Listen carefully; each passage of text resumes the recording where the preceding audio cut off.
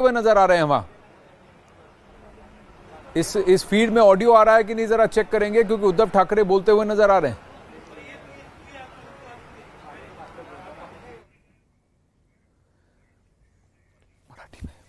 हा आपल्याला सगळ्यांना कळला असेल, देशामध्ये एकूणच लोकशाहीची हत्या होते की काय असं चित्र दिसतंय आणि लोकशाही हत्या होती हुई दिख रही है। ऐसा विरोधी हा शब्द नाही वापरणार, ऐसा चित्र दिख रहा है। कोणाचे विरोधी? तर जे लोकशाहीची हत्या करू इच्छितात त्यांचे विरोधी, असे सगळे देशप्रेमी पक्ष। तो आह्वान करते हुए उद्धव ठाकरे की जो सब जिन सबको लगता है, वो सब जो विपक्ष में है, जिन सबको लगता है कि देश में लोकतंत्र की हत्या हो रही है, वो सब एक साथ मिलकर एकजुट होकर लड़ें। सर्वोच्च न्यायालयाचा निकाल सुद्धा आलेला आहे आणि मला खरंच अब सर्वोच्च न्यायालय के फैसले पर बोलते हुए मी वारंवार असं म्हटलं होतं की सर्वोच्च न्यायालयाचा निकाल हा केवळ शिवसेनेच्या भवितव्याचा नसेल, तर तो आपल्या देशातल्या लोकशाहीच्या बद्दल, लोकशाही जिवंत राहणार की नाही याबद्दलचा असेल।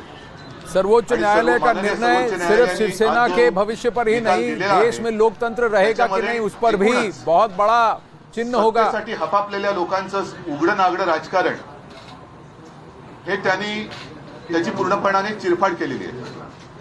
सगळ्यात महत्त्वाचं म्हणजे उद्धव ठाकरे का कहना कि उच्च न्यायालय ने जिस तरह से इन्होंने गतिविधियां की, जिस तरह से अपने आप को, जिस तरह से यहाँ पर महाराष्ट्र में खेल रचा, उसको चीर फाड़ कर रख दिया है उच्च न्यायालय ने। भूमिकेचं सुद्धा वस्त्रहरण झालेलं आहे, मग ते दिल्लीच्या बाबतीत असेल, इथल्या बाबतीत असेल।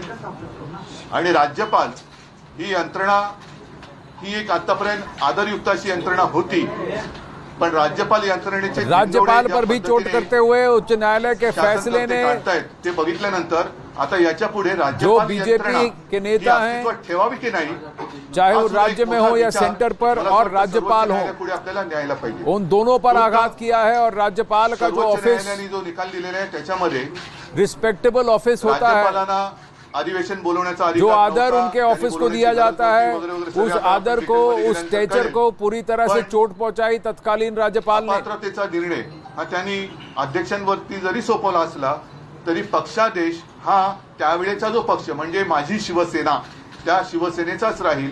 आता अध्यक्ष महोदयांना सुद्धा याच्यामध्ये वेळ न काढता लवकरात लवकर निर्णय घ्यावा, याच्यासाठी आम्ही आता मागणी तर करूच। हा एक भाग झाला, लेकिन आज नीतीश जी और तेजस्वी जी आए हैं, मैं आपका स्वागत कर ही रहा हूं। और लड़ाई तो आज शुरुआत हो गई है। मैंने जैसे अभी आपको कहा, जब हम अंदर बात कर रहे थे, तो एक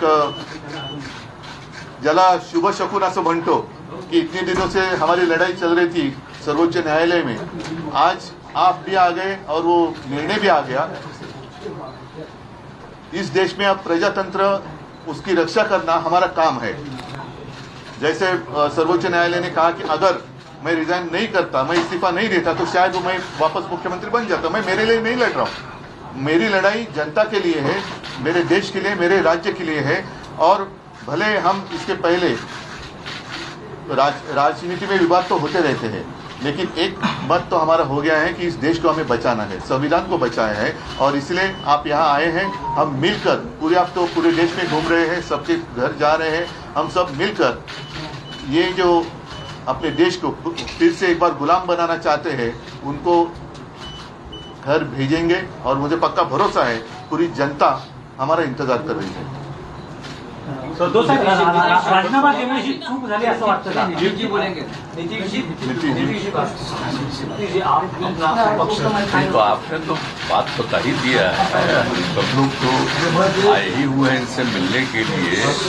बातचीत तो होती रहती थी, लेकिन ये तय था कि एक बार लोग आएंगे। इन्होंने आज ही का समय दिया, और आज जो इनका मामला था, जिसके बारे में जानते ही हैं, इनके साथ जो अन्याय हुआ था, अब जिस तरह से जो फैसला आज आ गया, तो बहुत अच्छा हुआ है। अब तो इन्होंने खुद ही बता ही दिया है। और किसी भी प्रकार से, एक तो आश्चर्य की बात है कि पार्टी के नाम को कैसे कोई बदल सकता है। तो इन सब चीज़ों को लेकर के तो हम लोग सब दिन तो अपनी बात अपना इनके साथ हम लोग रही हैं, लेकिन अभी जो हम लोग आए हुए हैं उसका मकसद इन्होंने बता दिया। हम लोग चाहते हैं कि पूरे देश में अधिक से अधिक पार्टियां एकजुट हों और मिल करके हम लोग लड़ेंगे। तो आज जो केंद्र में हैं वो पूरे देश के लिए कोई काम नहीं कर रहे हैं और समझ लीजिए इतिहास बदल रहा है। इसलिए इन सब चीज़ों को देखते हुए अपने देश के हित में और आज़ादी की लड़ाई हुई और किस तरह से देश आज़ाद हुआ है और कितना ज़्यादा काम होता रहा है पहले से, काम तो करते नहीं। अब आप सब लोग मीडिया के साथी हम आपका नमन करते हैं, आपके हम खिलाफ नहीं कुछ बोल सकते, लेकिन हम जानते हैं ना कि आप लोगों के ऊपर भी किस तरह से किया है कब्जा। कि कोई बात तो थोड़ा बहुत आप कह दीजिएगा, लेकिन ज्यादातर वो लोग अपनी तरफ से प्रचार करवा रहे हैं। काम क्या कर रहे हैं देश में बताइए? कहीं कोई काम हो रहा? और अलग अलग राज्यों में दूसरे पार्टी के लोगों ने जो काम किया है उसके बारे में तो उतना चर्चा भी नहीं होता। तो इसीलिए देश के हित में जरूरी है कि भाई देश आगे बढ़े और आपस में किसी तरह का विवाद नहीं होना चाहिए। कोशिश क्या हो रही है? समाज में एक तरह का विवाद पैदा हो और ये नहीं होना चाहिए। सब में एकता, हिंदू मुस्लिम कोई भी जाति के हों, सब में कोई विवाद नहीं होना चाहिए, एकता रहनी चाहिए। तो हम लोग तो यही चाहते हैं कि ज़्यादा से ज़्यादा पार्टियां एक साथ मिल करके काम करेंगी। और इस बीच में बहुत लोगों से बातचीत हो गई है। आज तो इनसे ऐसे हमारी बातचीत हम लोगों की होती रहती है, आई है, आज भी बात करेंगे। अब इसके बाद ये तय होगा कि कब मीटिंग सब लोगों की होनी। तो अभी तो एक राउंड आप जानते ही हैं, पिछले महीने भी हम लोगों ने बातचीत किया और जिस तरह से बातचीत हुई है अनेक पार्टियों से, बहुत लोगों से बहुत अच्छी बातचीत हो गई है। अब उसके बाद आगे जो करना होगा वो हम लोग करेंगे। लेकिन अभी तो आए हैं, बस यही मकसद है इनका और हम लोगों का विचार तो एक ही है ना, भाई देश के हित में काम करेंगे। कोई तरह से जो हमारा पुराना इतिहास है देश का उसको बिल्कुल कायम रखेंगे।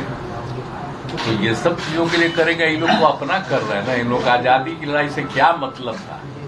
इनको कोई मतलब नहीं। अब वो सोच लीजिए कितना कोई काम हो रहा है, अपने अपने ढंग से नई नई चीजों का नामकरण कुछ भी होते रहता है, जो तो विचित्र बात है। तो इसीलिए जरूरत इस बात की है कि एकदम पूरे देश को एकजुट करना है और आगे बढ़ाना है।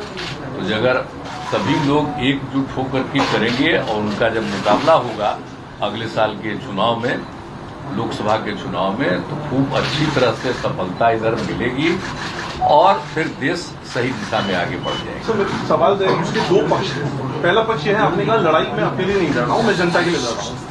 मेरा सवाल यहाँ से इसके दो पक्ष ये है कि पहला तो ये कि क्या अगर आप उस वक्त इस्तीफा नहीं देते तो आज आपकी लड़ाई और ज्यादा मजबूत होकर उभर के सामने आती? पहला मैं मानता हूँ, देखो इसके जिस नजरिया से आप देखते हो, ठीक है, कानूनी तौर पर मैंने इस्तीफा दिया, शायद गलत हो सकता है, लेकिन नैतिकता अगर देखें तो जिन लोगों को मेरे पिताजी ने, मेरे पार्टी ने सब कुछ दिया, वो लोग उठकर मेरे ऊपर उंगलियां उठाए, तो उनके लिए मैं मेरा विश्वास या अविश्वास क्यों जताने की कोशिश करूं?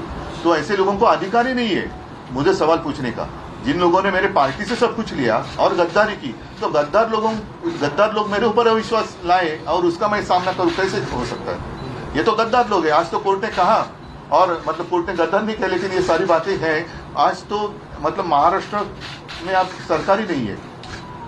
नैतिकता तो अभी जैसे मैंने नैतिकता का पालन किया, तो अगर इस मुख्यमंत्री में जरा भी कोई नैतिकता होगी तो मुख्यमंत्री और उप मुख्यमंत्री ने इस्तीफा देना चाहिए, जैसे मैंने दिया। महाविकास आघाडीमध्ये सुद्धा जे सर्व प्रमुख नेते होते त्यांनी तुम्हाला म्हटलं होतं की राजीनामा देऊ नका, आपण फ्लोअर टेस्टला सामोरं जाऊ. तुम्ही भावनिक राजकारणाला महत्व दिलं नाही.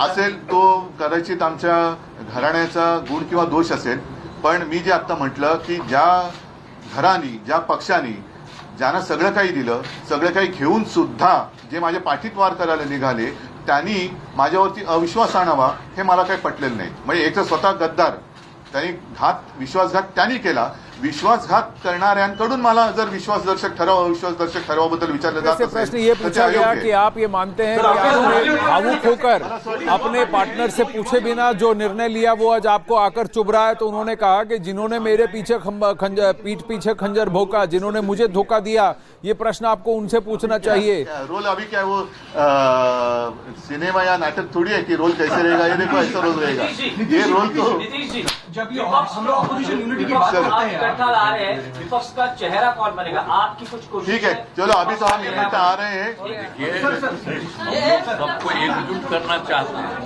लेकिन अपना कुछ नहीं करना चाहते हैं, ये जान लीजिए। हम तो सिर्फ चाहते हैं कि सब एकजुट हो, मिल करके सब लोग लड़े और हम लोग मिल करके पूरा का पूरा सिद्धांत बना के चलें और देश को आगे बढ़ाएं। लेकिन कांग्रेस चेहरा कौन रहेगा? नीतीश जी, बिहार में वो नहीं बनना है और जो भी बनेंगे वो सब मिलके सबको आगे बढ़ाएं। बिहार में मीटिंग का डेट तय हुआ है, मीटिंग का डेट तय हुआ है बिहार में। बिहार में मीटिंग का डेट तय हुआ है बिहार में। बताएंगे। उद्धव जी, नीतीश कुमार और उद्धव ठाकरे से बहुत सारे सवाल। नीतीश कुमार का कहना उद्देश्य सबको एकजुट करना है, हमारा मेरा खुद का कुछ स्वतः कुछ नहीं है, जो भी बन जाए कोई और बन जाए, मुझे प्रधानमंत्री का लोभ नहीं है, ये नीतीश कुमार का कहना। वहीं उद्धव ठाकरे का ये कहना कि कोर्ट ने जो कुछ कहा है, कोर्ट ने पूरी तरह से जिस कोर्ट के ऑब्जर्वेशंस के बेसिस पर उनका ये कहना कि एकनाथ शिंदे और देवेंद्र फडणवीस को तत्काल इस्तीफा दे देना चाहिए, जैसे मैंने अपना इस्तीफा दिया वैसे उन्हें भी इस्तीफा दे देना चाहिए, मैंने इस्तीफा किसी और के लिए नहीं, उद्धव ठाकरे फिर बोलते हुए। निकाल देऊ शकतो कारण त्यांचा तो अधिकार आहे, परंतु त्यांनी त्या संस्थेचा एक आदर राखण्यासाठी हा निकाल किंवा हा निर्णय घेण्याचा अधिकार अध्यक्षांकडे जरी दिलेला असला तरी व्हीप पक्षादेश हा तो त्यावेळेला जो पक्ष होता म्हणजे माझी शिवसेना, त्या पक्षाचा पक्षादेशच चालणार आहे। त्याच्यामुळे हा सगळ्यात महत्त्वाचा निर्णय सुप्रीम कोर्टाने दिलेला आहे। त्याचबरोबरीने निवडणूक सुप्रीम कोर्ट के उस ऑब्जर्वेशन पर, उस कहने पर कि पार्टी का विप जो होगा वो लेजिस्लेचर पार्टी नहीं, जो एक्चुअल पार्टी है उसी का विप निर्धारित होता है। ते निर्धावलेले नसले तर त्यांना पुरेसे। उन्होंने कहा कि जो मेरे नेतृत्व की पार्टी थी उसी का फैसला, उसी का विप चलना चाहिए था। विद्यमान मुख्यमंत्र्यांनी राजीनामा द्यावा नैतिकतेच्या आधारावर अशी तुमची ठोस मागणी माझी, आहे. जसं मी तुम्हाला म्हटलं की मी एक नैतिकता, मला असं वाटलं की ज्यांना सगळं काही देऊन सुद्धा हपापलेली लोक, मी माझ्यावरती अविश्वास ठराव आणणार आणि त्यांच्या